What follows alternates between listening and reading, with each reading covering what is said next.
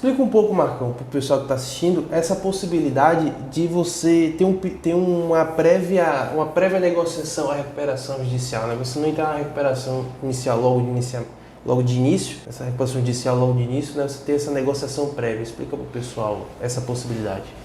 Essa é uma inovação que teve recente com a reforma que houve na Lei de Recuperação Judicial e Falência e que consistiu em trazer a figura da conciliação e mediação para a recuperação judicial. Não que antes não fosse possível conciliar ou mediar, né? A recuperação judicial é de fato uma grande conciliação, mas enquanto previsão legal ainda não existia e não como a maneira como foi previsto. Então, o que na recente reforma que ocorreu, o que foi que o legislador ele pensou?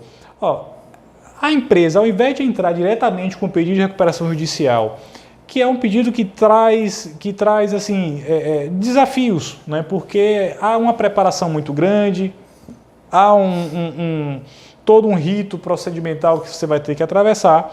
Então, essa pessoa jurídica, ela pode solicitar, antes de entrar com o pedido de recuperação judicial, a realização de uma sessão de conciliação ou mediação com os credores como um todo ou com alguns grupos de credores específicos, talvez aqueles credores mais estratégicos e que talvez aquela negociação com eles possa ser suficiente para afastar aquele momento de crise. Então, o legislador pensou, olha, é possível se fazer um pedido para que se instaure uma sessão de conciliação ou mediação prévia. Essa conciliação ou mediação, a lei prevê que seja feita no SEJUSC, que é um centro judicial que os tribunais do país como um todo implementou, que são centros de conciliação, centros de mediação, mas também pode ser feito também junto a câmaras especializadas, e aí câmaras especializadas no direito empresarial, vinculadas a associações comerciais, tem habilitação para isso, e é interessante, inclusive, até mesmo porque são locais que já têm um trato muito bom com a questão empresarial. Então você pode, ou perante um SEJUSC ou perante alguma câmara empresarial, uma câmara de mediação, fazer esse pedido. E qual foi o grande trunfo? O que foi que o legislador pensou? Apenas fazer o pedido de conciliação e mediação não vai ser suficiente, porque é o que acontece. Os credores eles vão estar numa posição de certo conforto, porque eles têm um crédito, com a possibilidade de exigir esse crédito a qualquer momento, e ainda mais se esse crédito já estiver inadimplido, porque a recuperação judicial ela não apenas abrange o que já está vencido, mas o que está por vencer. Mas principalmente aqueles credores que já têm créditos que já estão vencidos, eles estão numa posição de uma certa, com maior conforto, uma posição de negociação mais privilegiada do que o devedor, né? Então o legislador pensou o seguinte, olha, se você fizer esse pedido de conciliação e mediação, eu te concedo a possibilidade de obter a suspensão de execuções judiciais que estejam sendo promovidas contra essa empresa pelo prazo de até 60 dias. Então, aquele período de 180 dias que o juiz defere quando ele acolhe a recuperação judicial, o legislador destacou desses 180, 60 dias e disse, olha, se você fizer essa pedido de mediação e de conciliação, eu concedo uma possibilidade de suspender suas execuções durante 60 dias, que esse é o período que a própria lei de mediação e conciliação, a lei de mediação coloca como o período de duração da mediação. Então, 60 dias aqui você não vai ter essas execuções, atos de constrição, de bloqueio, de penhora, de bloqueio em conta, para que você tenha essa maior tranquilidade para negociar com seus credores. Então, se criou esse procedimento anterior à recuperação judicial, que assim, é um procedimento muito interessante porque ele traz um outro trunfo, que é a possibilidade de você negociar com credores que eles não se sujeitariam à recuperação judicial. Porque o que acontece? Na recuperação judicial... E essa acho que é a maior vantagem, acho que é uma das grandes vantagens, né, dessa prévia recuperação judicial, né? Justamente, porque assim, o que acontece? Quando a empresa ela faz o pedido de recuperação judicial, não são todos os credores que vão se sujeitar aos efeitos dela. A lei diz que credores que, por exemplo, têm em seu favor a alienação fiduciária, né, credores que têm as chamadas travas bancárias, né, esses daí, o crédito deles não vai sofrer os efeitos da recuperação judicial. Então você vai fazer a recuperação judicial toda, mas eventualmente aquele banco que você tem um imóvel que está com alienação fiduciária não vai ter os efeitos. Só que essa negociação prévia, você pode chamar para essa negociação, inclusive esses credores. E se chegar a uma conciliação e se definir, estabelecer um acordo, inclusive com esses credores não sujeitos, aquele acordo vai valer para eles também. Então, essa medida que o legislador trouxe mais recente é muito interessante por essa razão, né, tanto pelo fato de se evitar a recuperação em si, né, que já em si é um grande benefício, tanto também quando você colocar na mesa de negociação aquelas figuras, aqueles credores que a princípio não estariam sujeitos à recuperação judicial. Então são os dois grandes benefícios, dentre outros, mas os dois principais benefícios dessa procedimento prévio à recuperação judicial. Massa. Vamos concluir, Marcão, falando assim de forma bem simples para o pessoal entender e assim umas conclusões bem legais. O que você acha melhor, Marcão? Você acha o melhor fazer essas gestões, uma empresa que está com dificuldades, fazer uma gestão de passivos por ela mesma e de processos, ou entrar com a recuperação judicial para ela tentar se reestruturar? Hoje, com a configuração e com as mudanças que houveram, né, na lei de recuperação judicial e falência, eu entendo que a recuperação judicial é algo que, para uma empresa que está em dificuldade, é o que deve aparecer em um primeiro momento no radar. Né?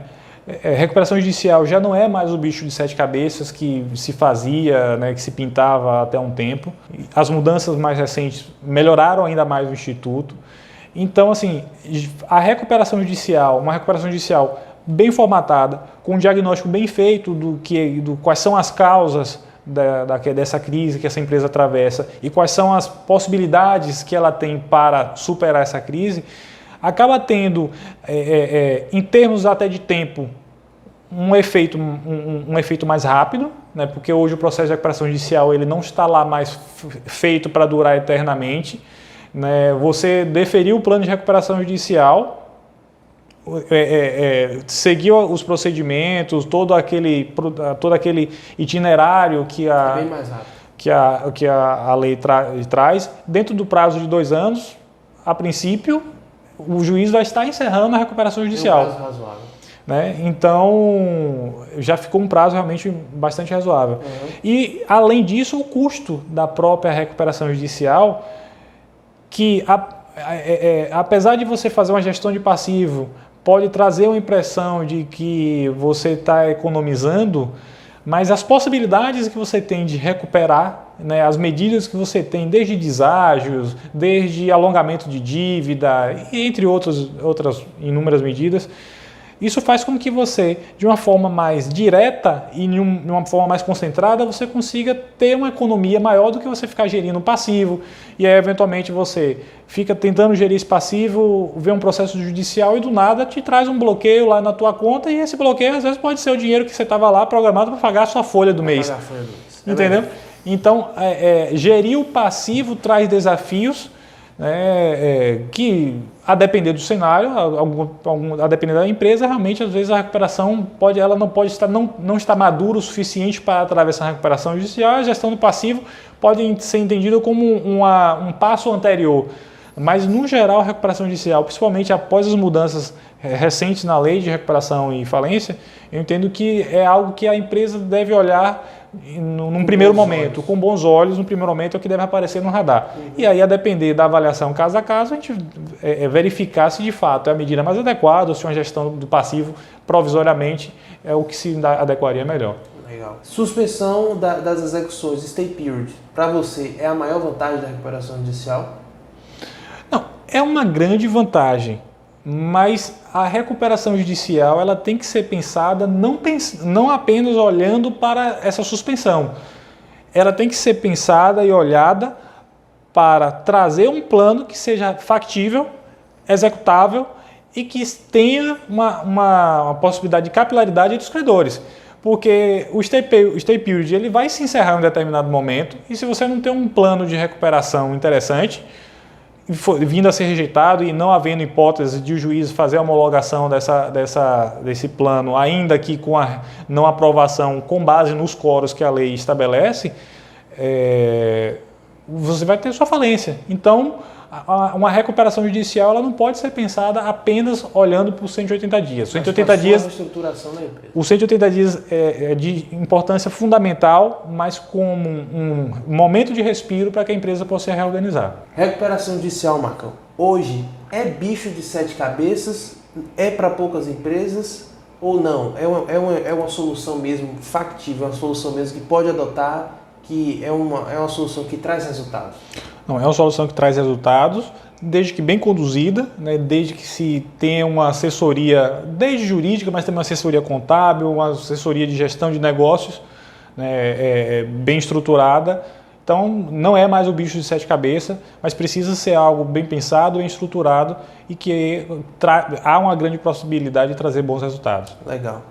E vamos agora deixar uma mensagem para quem assiste esse vídeo, que na verdade nem sempre são as pessoas, né? Então, mas temos muitos advogados, temos também o pessoal que está na faculdade também, está pensando em militar nessa área. Uma dica para quem gostaria de atuar na área de empresarial e, consequentemente, também na área de recuperação judicial, caso seja desejo. Deixa uma dica para o pessoal aí.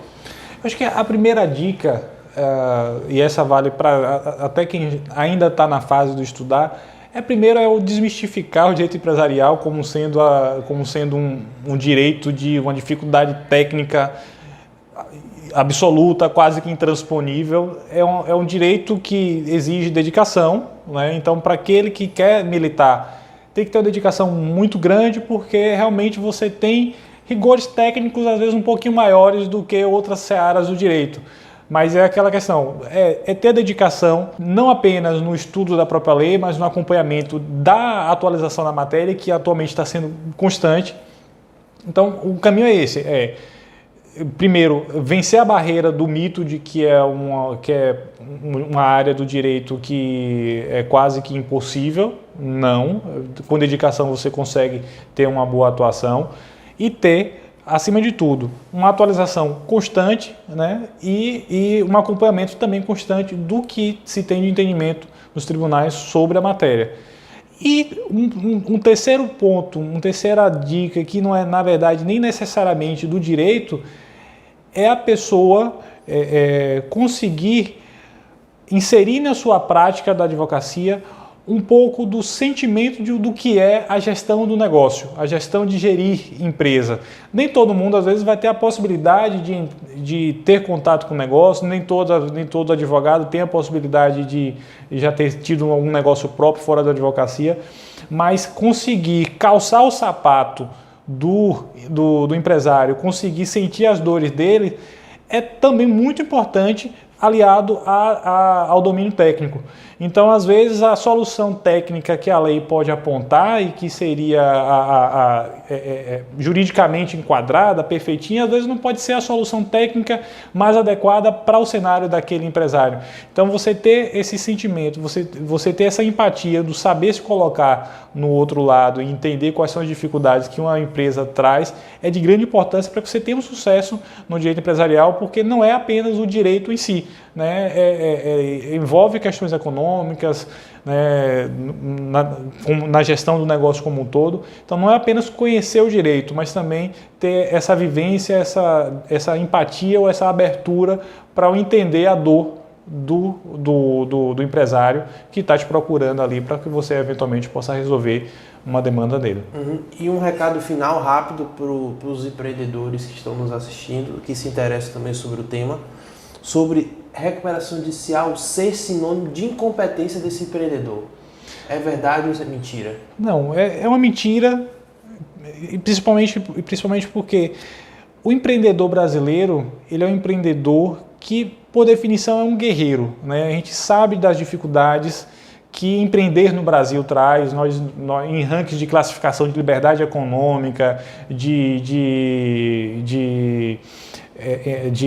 índice de tributação, nós estamos nas piores classificações. Então, empreender no Brasil não é fácil. E então, aquele empreendedor que consegue desenvolver um negócio, que esse negócio rompe barreiras temporais e que já está estabelecido e eventualmente ele tem alguma dificuldade, não é um sinônimo de incompetência, não é um sinônimo de má gestão. Diversos fatores estão inseridos na gestão do negócio e esses fatores fogem do domínio do empresário. Né? Então, o empresário não pode estar na conta do empresário aquele que pede a recuperação judicial não foi um bom gestor, não é um bom gestor. Na verdade, tem coisas que saem do domínio dele. Ao contrário, o empresário que tem a sensibilidade de adotar esse instrumento, na verdade, está sendo um bom gestor para resguardar exatamente o seu negócio e também resguardar também as pessoas às quais ele emprega. Então, exatamente, na verdade, um sintoma de um bom gestor. Um bom gestor, porque justamente a recuperação judicial é manter a atividade e manter a geração de emprego. Exatamente. Então, não é de forma alguma sinônimo de incompetência, de má gestão, de forma alguma pode ser atrelado essa pecha à recuperação judicial ou ao gestor, né, a quem está à frente da empresa, que eventualmente venha utilizar da medida. Agradecer a sua presença hoje aqui. Marcão vai voltar outras vezes aqui para a gente conversar mais sobre direito empresarial, também conversar sobre outras áreas. E eu espero que vocês tenham gostado desse vídeo, que vocês tenham se informado bastante e perceber que a recuperação judicial hoje é um instrumento que está aí para ser usado, não está na teoria, não é para empresa grande, não é para empresa que fatura milhão, é para empresa, exatamente para empresários que sabem a importância, que está passando por um momento difícil, mas que sabem a importância de manter o bom negócio, o negócio funcionando, rodando. Existem instrumentos, assim como a recuperação de tributos, assim como a gestão trabalhista, que a gente falou com o Ulisses aqui no nosso último vídeo. A recuperação judicial também é um desses instrumentos e que tem que ser utilizado. Então, agradecer a Marcão por estar aqui com a gente aqui falando hoje. E até o próximo vídeo. Não se esqueça de mandar esse vídeo para alguém, né? Pegar, copia o link aí, manda no WhatsApp, manda para o pessoal no Instagram.